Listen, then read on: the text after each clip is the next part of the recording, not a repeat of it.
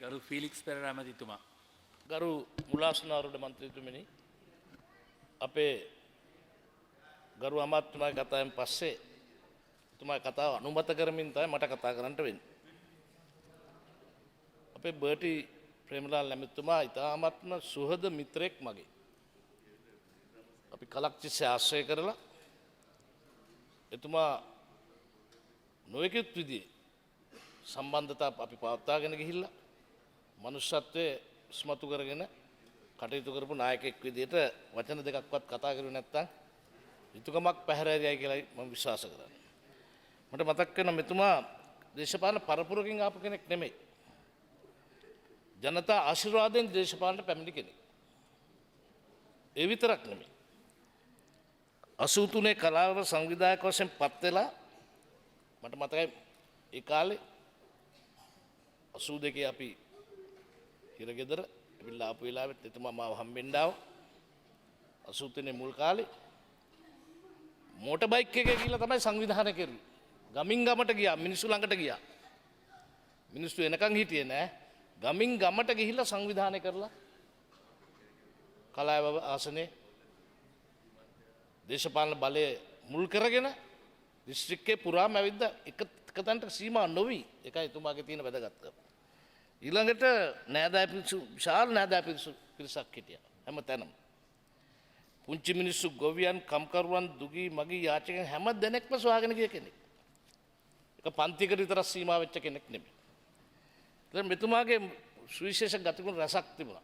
මෙතුමා යුතුයකම්නුත් ඉෂ්ට කෙරුවා දරුවන්ට. අපි සන්තෝෂ වෙනවා. තාත්තා මිය ගියත් පුතෙක් අද කැබිනට් ඇමතිවරයෙක්. අනිත් පුතා එංගලන්තේ ඇන්ග්ලියා රස්කින් සරසවියේ කළමනාකාර උපාධිය හදාarලා තියෙනවා. එක්කෙනෙක් මගේ ජයලාසනෙන් බැඳලත් තියෙනවා. ස්වාමීන් දිසානග එංගලන්තේ බකින්හම් සරසවියේ නීති පීඨයේ නීතිවේදියෙක් උපාධිධාරී. අමිලරන් දිසානග එංගලන්තේ බකින්හම් සරසවියේ නීති විද්‍යාලය බලන්න. තාත්තා කෙනෙක් කරලා තියෙන වැඩ ටික. අද තාත්තා පියා මිය ගියත් දරුවන්ට ඥානය අතින් මිය යන්න දීලා නැහැ. ඒවත් හොඳට මේන්ටේන් කරලා තියෙනවා. ඊළඟට එතුමා සමාජ සේවා ඇමති. මම මේක නෑද කතා කරන්න බලාපොරොත්තු වෙන්නේ. මමත් සමාජ සේවා ඇමති කාලයකට පස්සේ. එතුමා සමාජ සේවා ඇමති වශයෙන් ඉන්න ඇද්දි ඉදිරියේ දකපු සමාජ සේවා ඇමති කෙනෙක්. එතුමා තමයි වැඩිහිටි පනත මුළු ලංකාවේම වැඩිහිටි පනත හදන්න මූලාරම්භය ගත්තේ. අද සියලු වැඩිහිටියන් එකෙන් සොරකෙනවා. ඒක පනත සංශෝධනය කරලා 2011 දී නැවත වරක් අපි ශක්තිමත් කරලා තියෙනවා. අද එතුමාට පින් සිද්ධ වෙන්න තමයි මේවා කරලා තියෙන්නේ. මම දීවරෑම තින්නේ නැද්දි මට මතකයි කලාව අක්කර 32ක ඉඩමක් ගන්න ඕන කරලා තිබුණා. 32ක්. මේක රත්වත්ත මහත්තයාගේ ඥාතියෙක්. ප්‍රශ්න තිබුණා. නමුත් මෙතුමා කතා කරලා ඒක පවර්ලා දුන්නා. පවර්ලා දුන්නා විතරක් නෙමෙයි. එතුමාත් දේශපාලනය කරනවා. එතුමාත් මන්ත්‍රී කෙනෙක් වශයෙන් කලාව ඉන්නවා.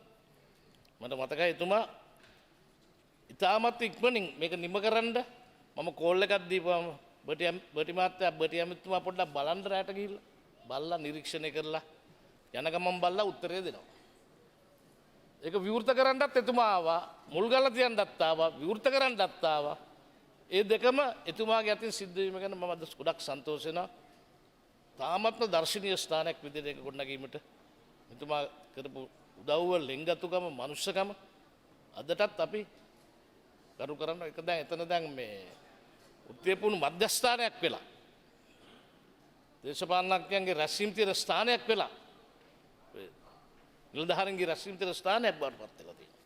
මේ බටි මහත්තයාගේ වැඩ. ඊළඟට එතුමා තව මොනවද කරලා තියෙන්නේ? එතුමා මට මතකයි අර ජනාධිපති අපේ එතුමාත් මේ අපේ නාමෝජනා මණ්ඩලවල සභාපති තනතුරටත් පත් කරලා තිබුණ කාලයක්.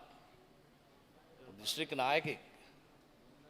ජනාධිපතිතුමාට සමීපම කෙනෙක්. ඒක තමයි ජනාධිපතිතුමා කිව්වේ බර්ටි නැතිවීම මේ පත්තරේ තිබිච්ච එතුමාගේ ආටිකල් එකේ තියෙනවා. ජනාධිපතිතුමා කියනවා මුළු රටටම පාඩුවක් කියලා. බර්ටි ප්‍රේමලාල් මැතිගේ අභාවය මුළු රටටම පාඩුවක්, විශාල පාඩුවක් කියලා ශෝක පණිඩයක් කැමින් ජනාධිපති පවසයි. බලන්න. තව පත්‍රයක ආටිකල් එකක් තිබුණා මේ මොකද්ද එක්සත් ජාතික පක්ෂයේ ආධිපත්‍යයේ බින්දේ ප්‍රේමලාල් මැතිතුමා. මේ උඩ කෑල්ල විතරක් කියවන්නම. ඊළඟට කියන රජරට ගැමිසුවඳ හොඳින් ඇඳුණු ප්‍රතාපවත් දේශපාලනඥයා පටි ප්‍රේමලාල්. අවසාන කතන්දරේ බලන්නකො තවත් එක ආටිකල් එක මේ 10 ආටිකල් ටික. රජරට සිංහයා දයන් සමුගනි. රටට සිංහයා දයන් සමු. අර අමරදේවගේ සින්දුවක් තිබුණා කලාවැවයි සීගිරියයි අපේ උරුමයයි කිය. කලාවට සීගිරියක් වුණා අපේ බර්ටි ප්‍රේමලාල් ඇමතුමා. ඒකට කාටවත් නැහැ කියන්න බෑ. කලාවැවයි සීගිරියයි අපේ උරුමයයි කියලා තියෙනවා. කලාවැව. නමුත් කලාවැව කියන ආසනයේට මහා පෞරක් ලොකු විශාල කළු ගලක් වුණා එතුමා. මොකද එතුමා ඒ කලාවැව ආසනයේ බලේ පතුරවන්ට දුක් විඳපු කෙනෙක් නිකන් නෙමෙයි. හුඟක් කෙනෙක් කිව්වා එතුමා චණ්ඩියෙක් කියලා නෑ. චණ්ඩිකමට චණ්ඩියෙක්. චණ්ඩියෙක් කියන එක අපි ප්‍රතික්ෂේප කරනවා. චණ්ඩිකම දැක්කොත් එතන ප්‍රති ප්‍රහාර එල්ල කිරීමට ප්‍රති උත්තර සැපීමට හැකියාවක් තිබිච්ච එඩිතර යුග පුරුෂයෙක් විදිහට එතුමාව අපි හඳුන්වනවා. ඊළඟට එතුමා මොනවද කරුවේ? අර මං කිව්වා වගේ එතුමා පත් කරුවා ජනාධිපතිතුමා ඉන්ටර්වයුව බෝඩ් එකට. හැබැයි පක්ෂයේ නීති හැටියට කවුරු වුණත් ඕනම අපේක්ෂකෙක් අලුතෙන් එනවා නම් එයා මුහුණ දෙන්න ඕන ඉන්ටර්වයුව එකට. ඒතර අපේ මේ ජනාධිපතිතුමාගේ පුතාගේ ඉන්ටර්වයුව එක නාමල් රාජපක්ෂ මැතිතුමා ඉන්ටර්වයුව කරුවේ. ඒක බෝඩ් එකේ සභාපති වශයෙන් හිටිය බර්ඩ්සානායක මැතිතුමා. මොනවද මට කිව්වේද? හොඳ කොල්ලෙක් ඇවිල්ලා තිනවා කවදා හරි අනාගතේ හොඳ අනාගතයක් තියෙන ළමෙක් ඇවිල්ලා තිනවා කිව්වා. අපි ආඩම්බරයි කිව්වා මේ තරුණයා ගැන. එහෙම තමයි මං එන ගමන් අපේ මට හම්බෙලා කිව්වා. මොකද මටත් එතුමා මමගෙත් අනුරාධපුරේ පොඩි ගයක් තිනවා. ඒ ගේ ගන්නත් එතුමා උදව් කෙරුවා. එතුමා එනවා නිතරම කතා කරන්න. එතුමා හොඳ සංවේදී මිනිස්සෙක්. ලස්සන සින්දු කියන්නත් උදව්. ඔය සීතිගේ සින්දු එම්එස්ගේ සින්දු කියනවා කතා කරනවා. ඉතින් මේ වගේ මිනිස්සෙක් ගැන අපි දුක් වෙන්න විතරක් නෙමෙයි අතට ආඩම්බරක් වෙනවා එක පැත්තකින් දුකක් වෙනවා. තවත් එකක් එතුමා කරනවා. මොකද එතුමා එක්ක මම බොහොම කිට්ටුවෙන් හිටිය නිසා. එතුමා හැමදාම යද්දි මේ 10 කොළ ටිකක් සාක්කුවේ දානවා. ඉතින් මිනිස්සු බලන්නේ මූණ දිහා නෙමෙයි සාක්කුව දිහා. ඉතින් දුප්පත් කෙනෙක් දැක්කම අර මොනරා එළියට පයින්නවා. 10 මොනරා එළියට පයින්ලා අතර දෙනවා. ඔය බර්ටි ගහත් එක පිට මේ නොපෙනෙන ගතිගුණ. බලලා සාක්කුවේ දාගෙන යනවා ඉස්සරහ. පර්ස් එකක් නැහැ නිකන් සාක්කුවේ ඔබාගෙන යනවා. ඉතින් අපි ඒ ගැන ආඩම්බරෙන් ඉන්නවා. ඊළඟට දුප්පත් මිනිහගේ දුක කියපු ගමන් මොනරා එළියට පයින්නවා. ඊළඟට මෙතුමා ගැන කියනවා නම් කියන්න ඕන මෙතුමා මේ ජීවත් වෙන්නේ නැද්දී නායකව හදපු කෙනෙක්. ජීවත් වෙන්නේ නැද්ද? කවද හැදලා තියෙන්නේ? අපේ දුමින්ද දිසානායක කැබිනට් ඇමතිවරයෙක් කෙරුවා පුතාව. ඒ වුණත් එතුමාවත් නායකයෙක් කෙරුවා පුතා වුණා. පුතා උගන්නලා විතරක් නෙමෙයි දේශපාලන නායකයෙකුත් කෙරුවා. එස්.එම්. චන්ද්‍රසේන ඇමතිතුමාවත් නායකයෙක් කෙරුවා. රංජිත් ඇමතිතුමාවත් මහ ඇමති කෙනෙක් කෙරුවා. කරන්න මේ පාර හදලා මුල් ගල තියලා දුන්නා. ඉතින් මේ ගැන අපි ආඩම්බර වෙන්න ඕන. ඊළඟට එතුමා තවත් එකක් තියෙනවා බොහොම හිමින් ගමනක් නැහැ හයියෙන් තමයි. කඩිනම් ගමනක්. හිමින් යන්නේ නැහැ. කඩිනමින් ගමයි යන්නේ. ගමන් බිමන් යද්දිත් වේගවත් ගමනක් තිබුණා වේගවත් ක්‍රියාමාර්ගයක් තිබුණා නොනිදන ඇමතිතුමා කියලා තමයි කිව්වේ. දාගන්නෙත් නැහැ. මිනිස්සුත් එක්කම හිටියේ. ඉතින් බර්ටි මහත්මයා ගැන අපි කියන්න ඕන එතුමාගේ ප්‍රතිපත්ති නිසා අද මේ සමාජ සේවාව වෙනුවෙන් ලොකු වැඩ කොටසක් කරලා තියෙනවා. විශාල වැඩ කොටසක් කරලා තියෙනවා. පොඩි වැඩ කොටසක් නෙමෙයි. ජනසෙත ලොතරැයියක් කියන එකක් ආරම්භ කරුවා මේ ආබාධිතය වෙනුවෙන් ඒ කාලේ. ජනසෙත ලොතරැයි. ඊළඟට කැපිතිගොල්ලාවේ බස්රියෙන් 60ක් මැරුණානේ. අපේ ජනාධිපතිතුමා එතනට ගිය රූපය අපි කවුරුත් දැක්කා. බර්ටි මහත්තයා ගිහලා විනාඩි 5ක් ඇතුළත ජනාධිපතිතුමා එතනට ආවා. ජනාධිපතිතුමාත් විශාල ඉදිතර ක්‍රියාවක් කරුවා එතනට ගියා. 60ක් මැරිච්ච වෙලාවේ බර්ටි ඇමතුමත් ගියා. හැබැයි එකක් තිබුණා මායිංගම්මාන වලට ගිහිල්ලා එඩිතරෝ මේ පැත්තේ දුක සැප සොයා බලපු ඇමති කෙනෙක්. හැබැයි ජාතිවාදය නම් කවදාවත් එතුමා තුල තිබුණේ නැහැ. මම ද්‍රවිඩ අපි මුස්ලිම් මෙහෙම නැහැ. ඒ ජාතින් අතර සහජීවනයේ හොඳට පිරිසිදුව තියාගෙන ගියා. ඒ නිසා තමයි මහමෙත් ධූරේ ලැබිලා ජනතාව අමතක කරන්නේ නැතුව එතුමාගේ ජීවිතය ගැන අද අපිට කතා කරන්න පුළුවන් වෙන්නේ. මහරෝහල දිසාරෝහලක් කෙරුවා. මහරෝහල දියුණු කෙරුවා. ඇඳන් 1300ක් දක්වා වැඩි කරලා තියෙනවා. මේ මමත් අනුරාධපුරේ ඉන්නවා. මට මිනිස්සු ඇවිල්ලා කියනවා. වාට්ටු 25ක සල්ලාගාර 3ක් හදලා දීලා තියෙනවා. දැඩි සත්කාරයක 4ක්. සියලුම අංගෝපාංගයේ සමන්විත වකුගඩු ඒකකයක් හදලා තියෙනවා. මේ වකුගඩු දැන් 21000 අනුරාධපුරේ පමණක් වකුගඩු රෝගීන් ඉන්න රටේ. පෙර දක්මක් තිබුණ නැත්නම් වකුගඩු රෝගීන්ට වකුගඩු රෝගී වෙනුවෙන් වාට්ටුවක් හදයි. ඒකයි මං කිව්වේ ඉදිරි දැක්මක් තිබිච්ච නායකයෙක් කියලා. ඊළඟට අපේ අමරසිරි දොඩංගඩ ඇමතුමා අපේ පියසන ඇමතුමාත් කිව්වා තිස්ත කරලියක් ඇමතුමාත් කිව්වා මටත් බාර දුන්නේ ඒ දකුණේ ඡන්දෙදී අමරසිරි දොඩංගොඩ ඇමතුමාට උදව් කරන්න කියලා හිටපු ඇමතුමාගේ සීට් එක. යාවද සීට් එක. ඉතින් අපි සේරම ගිහිල්ලා කඳවුරක් බැඳගත්තා. ජයනිල් 100ක් ගියා. විජේපාල හෙට්ටිආරච්චි කියන දොඩංගොඩ ඇමතුමාගේ හිතවතා දැන් එක්සත් ජාතික පක්ෂයේ ඉන්නේ. ඒ ගෙදර ඉඳගෙන තමයි මේ සටන මෙහෙව්වේ. අපි හැන්දෑවේ මේ 100ක් එක කොහෙ ගෙදරක ඉන්නද? හට් එකක් ගහගත්තා. අපි කට්ටිය රැට පැදුරු ටිකක් එල්ලා බිම ඉඳගෙන බිම නිදාගෙන තමයි මේ සටන කරේ. එතුමත් නිදාගන්න මමත් බිම නිදාගෙන.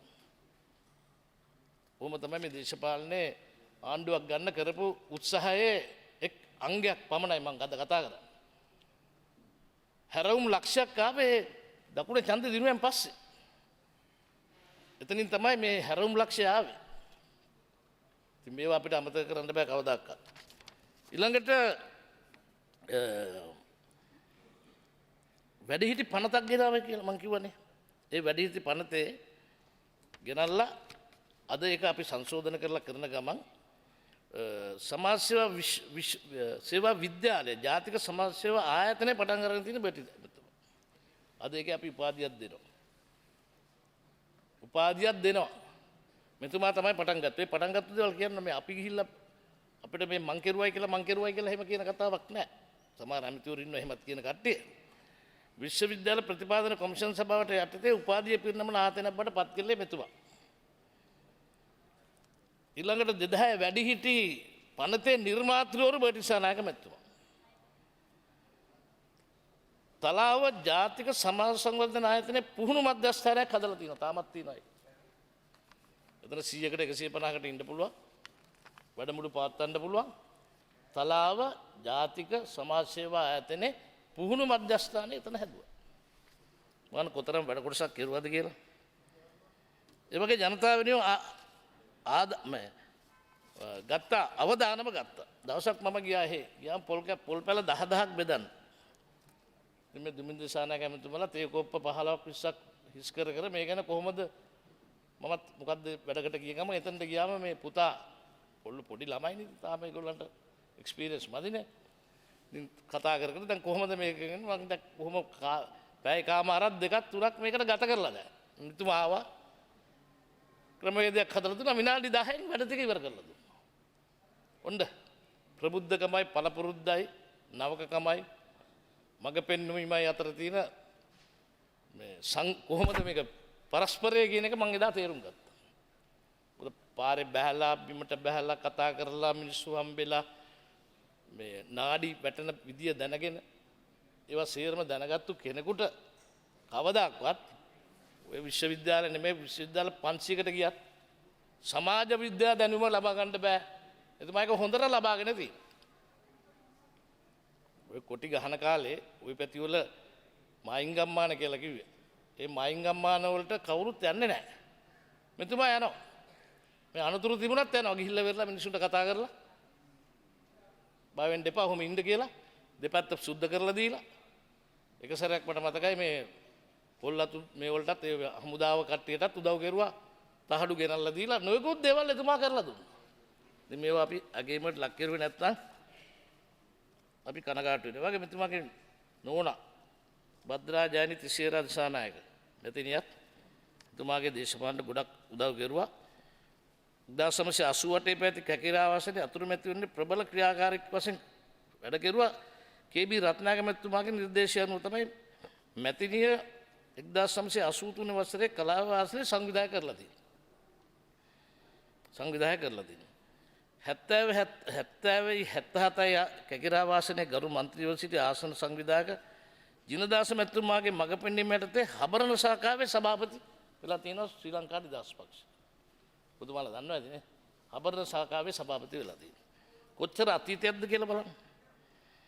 ඒ වගේ 1989 සිට 94 දක්වා පාර්ලිමේන්තුවේ නියෝජනය කරමින් සිරිමා බණ්ඩාරනායක මැතිණියගේ කණ්ඩායමේ ඡායා කැබිනට්ුවේ නිවාස විෂය භාර දී තිබුණේ වත්මන් ජනාධිපති මහින්ද රාජපක්ෂ මහතාගේ ඡායා නියෝජ්‍ය විෂය භාර කටයුතු කරමින් එම විෂය සම්බන්ධයෙන් වැඩි අවධානයක් ලක් කරමින් විවාදවලට සහභාගී වෙලා තින්නේ මෙතුමා. ඉතින් මේ අධික බලන්න ඕන. ඒ වගේ රික්තයක් තිබුණානේ කේ.බී. රත්නායකයි මෛත්‍රීපාල සේනානායකයි අඩුව. ඒ රික්තේ පුරවන්න බිහි වෙච්ච නායකයා අපේ බර්ටි ප්‍රේමලාල් දිසානායක මැතිතුමා බවට පත් වුණා. ඉතින් මෙතුමා ගැන තවත් බොහෝ දේවල් කියන්න තියෙනවා. ආසන 7ක්ම දිනුවානේ එකපාරක්. මෙතුමා බර්ෂානායක මැතිතුමා මේ මැතිවරණ 94 මැතිවරණයේදී ආසන 7ම දිනුවා. අනුරාධපුර දිස්ත්‍රික්කයේ. 7ම දිනලා නැහැ කවදාකවත්. 94 7ම ජයග්‍රහණය කළා. ඉස්සලා 3යි දෙන්නද 7ම ජයග්‍රහණය කළා. ඊළඟට දිස්ත්‍රික්ක නායකයා ලෙස කටයුතු කරුවා. අපි හැම රැස්වීමක්ම මහ මැතිවරණ ජනාධිපති මැතිවරණයක් මහ මැතිවරණයක් පළාත් සභා මැතිවරණයක් ඕන එකකදී අපේ ජනාධිපතිතුමා සිරිමා බෝධියට බොහොම ලැබී අනුරාධපුරේ සුද්ධ වූ නගරේ ඉස්සර අපේ අගනුවර අතීතයේදී එතනට ගිහිල්ලා තමයි දේශපාලන රැස්වීම් පටන් ගැනීමේ මූලාරම්භය පටන් ගත්තේ. ඒ මූලාරම්භය පටන් ගත්තේ බර්ෂානායක මැතිතුමාගේ එතුමාත් එක්ක තමයි කටයුතු කරලා තියෙන්නේ. ඒ හැම රැස්වීමකටම පුළුවන් රැස්වීමකට අපි සහභාගී වෙලා තියෙනවා. ඒක මම මේ ගැන මතක තිබුණේ. මිනිසාගේ පරම යුතුකම් මිනිසාට සේවය කිරීම බැවින් ජනතාවගේ සුභසිද්ධිය සඳහා යෝජනා රසක් එතුමා හඳුන්වලා දීලා තියෙනවා. ඒ වගේම රාජරට විශ්වවිද්‍යාලය 94 රාජරට විශ්වවිද්‍යාලය පිහිටීමට චන්ද්‍රිකා මැතිණිට කතා කරලා ජත්පතන නැමැතුමාට කතා කරලා සාකච්ඡා කරලා භූමිය ලබා දීලා තියෙනවා. ඊළඟට වෛද්‍ය පීඨය පිහිටවීමට එතුමා කටයුතු කරලා තියෙනවා. සර්වෝදය සතුව තිබූ මහා රෝහලට යාබද තිබූ ඉඩම වෛද්‍ය පීඨයට සතු කොට දීලා තියෙනවා. ඉතින් බලන්න කොච්චරද කියලා දැන් තවත් කතිකු ඒ නිසා මම කතාව කෙටි කරනවා. ජ්‍යෙෂ්ඨ උපසභාපති වශයෙන් කටයුතු කරු 94 සිට 1999 දක්වා. ඉතින් අපි එතුමාට අමාමා නිවන් සුව ලැබෙන්න කියලා ප්‍රාර්ථනා කරන්න ඕන. 2004 දෙවනවරටත් වැඩිම මනාපය ගත්තේ එතුමා. ඊළඟට උතුරුමැද පළාතේ අධ්‍යාපනයේ දීවුරු කෙරුවා. නොයෙකුත් වැඩ ටික කරලා තිනවා.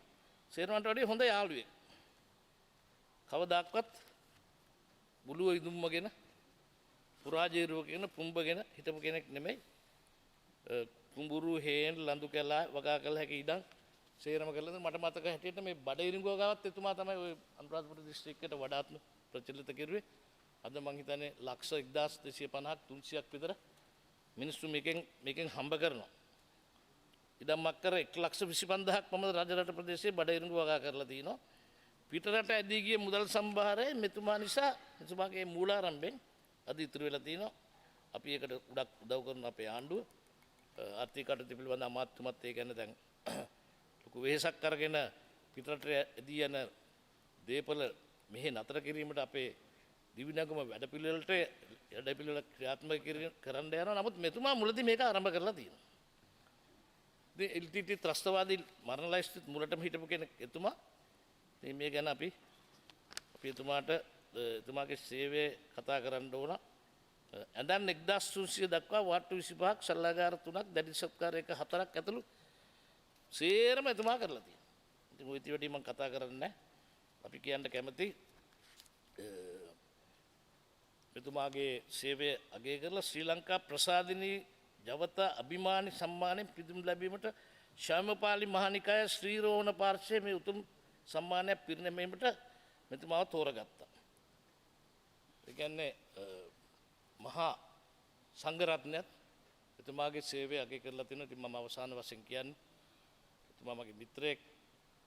මම දේශපාලනේ 89 කාලේ ටිකක් පොඩ්ඩක් කලකිරිලා පළාත් සභාවේ ඉඳලා 88 ජීප් එකක් ගන්න නැතුව පැත්ත කරලා අයින් වෙන්න නැවත වරක් ව්‍යාපාර ශාස්ත්‍රයේ ඉන්නම් කියපම් මේ ගෙදරට ඇවිල්ලා පැය 5ක් කතා කරුවා. එහෙම කරන්න එපා. අපි ආණ්ඩුවක් පිටවන්න ඕන. එන්න ඔයා කියලා මාව ජව සම්පන්න කරලා නිදි කුම්භා ගහක් වගේ හිටියේ. නැවත වරක් බුද්ධගෙන ඒ වැඩ කටයුතු කරන්නත් එතුමා ගත්ත උත්සාහය ගැන මගේ හදවතේ ගැඹුරින්ම තැනින් එතුමාගේ ආත්මයට මගේ ආගම හැටියට එතුමාගේ ආත්මයට නිර්වාණ සම්පත් සුවේ ලැබේවා කියලා ප්‍රාර්ථනා කරමින් මේ දරුවන්ටත් හොඳ කලක් ගිහිල්ලා තාත්තගේ ගතිගුණ අමතක නොකර ඒ තාත්තගේ පිළිවෙත පොළොවේ පය ගහපු පිළිවෙතේ ඉඳගෙන ඒ තාත්තා කරපු මහඟු සේවය ගැන මෙනෙහි කරමින් හැම වෙලාවෙම සිතේ තබා ගනිමින් තාත්තගේ ෆොටෝ එකක් තුන්න පර්ස් එකේ දමා ගනිමින් හැම වෙලාවෙම ඒවා අමතක නොකර කටයුතු කරන්න කියලා හිතවතෙක් වශයෙන් ඥාතියෙක් නොනත් ඥාතියෙක් වගේ කෙනෙක් වශයෙන් ඉල්ලා සිටිමින් මගේ වචන ස්වල්පය අවසන් කරනවා. බොහොම ස්තුතියි